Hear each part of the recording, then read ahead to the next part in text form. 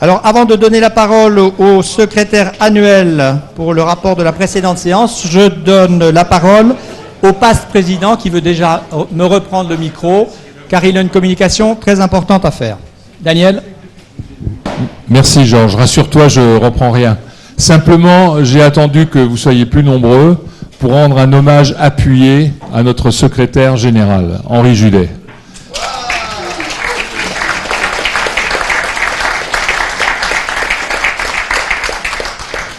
Tous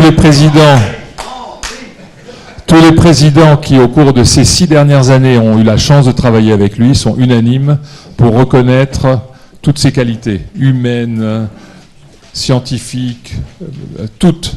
Et véritablement, on voudrait lui exprimer toute notre reconnaissance, parce que beaucoup de réalisations qui ont pu être faites l'ont été grâce à lui. Merci Henri.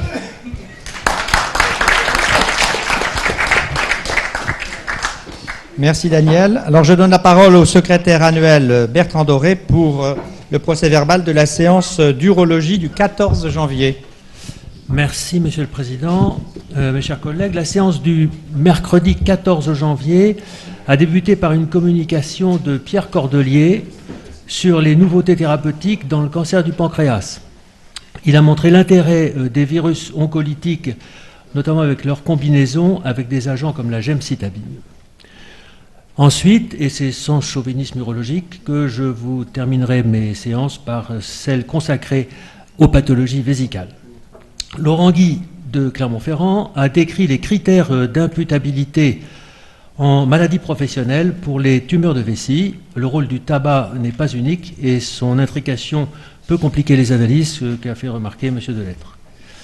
Véronique Fay de la Pitié a précisé les différentes indications et techniques de la prise en charge des retentissements vésicaux de la sclérose en plaques qui sont multimodaux et les questions de François Richard, Francis Michaud et Laurent Bocon-Gibaud.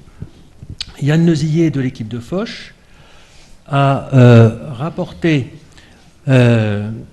les évolutions à long terme du remplacement vésical avec un recul d'une longue expérience de cette équipe. Et il faut privilégier le prélèvement iléal et réaliser une sphère idéalement à basse pression, sans anti-reflux. C'est un petit peu des questions de messieurs Beaulieu, Bernard Lebel, Patrick Coloby et Bertrand Dufour. Xavier Gamet de Toulouse a décrit les données récentes simplifiant la réalisation des dérivations urinaires non continentes, essentiellement le briquet, qui reste la référence et doit être court, sans extrapéritonisation et sans anti-reflux pour diminuer les sténoses urétéro-iléales, avec des questions de messieurs Ribardière, Pascal Richman et Bernard Launois. Enfin, Alain Ruffion de Lyon a montré que les dérivations continentes restaient de réalisation encore complexes et limitées, impliquant de respecter des indications précises et surtout une surveillance régulière et prolongée. Je vous remercie. Très bien. Qui s'oppose à ce procès-verbal?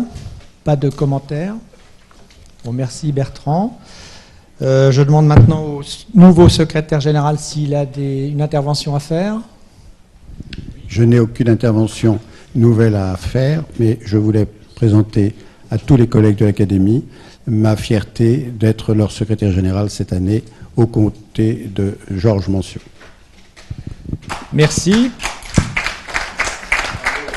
Merci Philippe. Et je pense que nous retrouverons notre complicité des années 2004.